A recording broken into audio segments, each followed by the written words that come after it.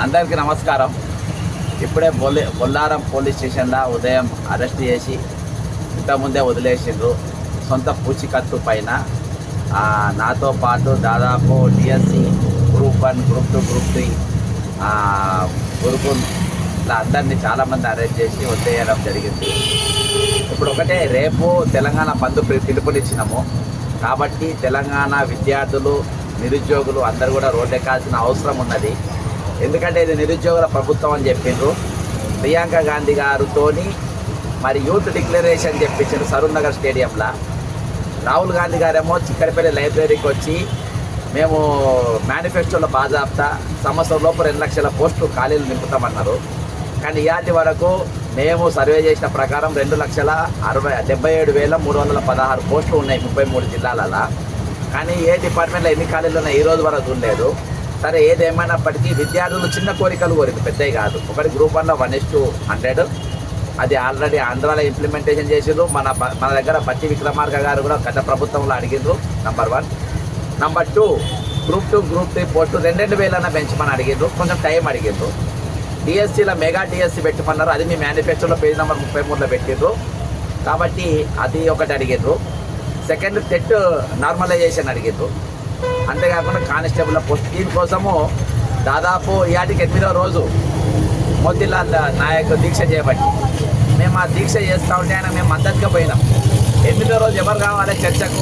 ప్రభుత్వం రావాలి. ప్రభుత్వం అంటే మంత్రులు రావాలి, లేకుంటే డిప్యూటీ సీఎం రావాలి, ఆ స్టాండర్డ్లో రావాలి. ఈరోజు ప్రాణానికి తెగించి ఆయన దీక్ష చేస్తూ ఉంటే ఈరోజు వాళ్ళు నిమ్మకు నీరైనట్టుగా ఒక ఎమ్మెల్సీని పంపి ఆయన తొలి చర్చ జరుపుమన్నారు. ఎట్లా జరుపుతారు చర్చలు?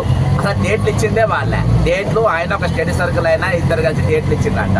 డేట్లు ఇచ్చిన వాళ్ళకి పోస్టు పెంచాలనే ఆలోచన ఉండాలా, ఉండద్దా? కాబట్టి ఇదంతా కలిసి ఒక గుడి పుట్టాలుగా చేసి రాత్రి మభ్యపెట్టడానికి ప్రయత్నం చేసిండ్రు. కానీ ఏమున్నా మోతీలాల్ నాయక్ సెల్యూట్ చెప్పాలి. శ్రీకాంతాచారి తర్వాత అంత తెగించిన మనిషి ఎవరంటే ఏం చెప్పినా నాకు వెబ్ నోట్లో వస్తేనే నేను లేస్తా, లేకుంటే లేవా అని చెప్పిండ్రు. ఈరోజు తెలంగాణ యువతల, నిరుద్యోగుల ఒక ఉత్తేజం అనేది రోజు వచ్చింది. కాబట్టి ఆ ఉత్తేజాన్ని అదే విధంగా పెట్టుకొని ఈరోజు మేము ఇప్పుడే పోలీస్ స్టేషన్కి వెళ్ళి మళ్ళీ తిరిగి గాంధీ ఆసుపత్రి దగ్గరికి వెళ్తున్నాం. మేము తెలంగాణ యువకులు కోరుకునేది ఏంటంటే ఉద్యమం అనేది, పోరాటం అనేది చాలా ఇంపార్టెంట్. అందుకనే జీనా హైతో మర్నా సీకో, కదం కదం పర్ లడ్నా సీకో అనే నినాదాన్ని ఈరోజు మనం పెట్టుకొని, గుర్తు పెట్టుకొని, జార్జి రెడ్డి ఏదైతే గుర్తు చేసిందో దాన్ని మనం పెట్టుకొని ఖచ్చితంగా సరే ఆయన టీడీఎస్కి ఎక్కడికి వచ్చిన ఆ నినాదం అనేది మనం ఖచ్చితంగా అది అవసరం. పోరాడితే పోయేది లేదు బానిస సంఖ్యలు తప్ప. ఈరోజు మన బానిస సంఖ్యలు తెంపుకోవాలంటే మరి ఈరోజు వంగి పోరాడకుండా బతుకుడు అనేది నిజంగా బానిసత్వం స్థితికి వస్తుంది. ఆ బానిసత్వ సంఖ్యలు తెంపుకోవడానికి మన హక్కులు మనం కాపాడుకోవాలి. ఖచ్చితంగా మోతీలాల్ నాయక్ మద్దతు తెలుపుకుంటూ మన ఏదైతే కాంగ్రెస్ పార్టీ మేనిఫెస్టో ఇచ్చిందో దాన్ని నెరవేర్చేటట్టుగా చూసుకుంటూ మన హక్కులు మనం సాధించుకోవాలి. మన ఉద్యోగాలు, మన నీళ్లు, మన నిధులు 10 సంవత్సరాల కింద పోరాటం మొదలైన తెలంగాణ వచ్చినా కూడా ఆ పోరాటం కొనసాగుతూనే ఉంది. కొనసాగిన భాగంగా ఖచ్చితంగా రేపు మన హక్కులన్నీ చేసుకోవాలి. రేపు బంద్కు అందరూ కూడా సహకరించాలని కోరుకుంటూ సెలవు తీసుకుంటున్నా. జై తెలంగాణ, అమరవీరులకు జోహార్. జై తెలంగాణ.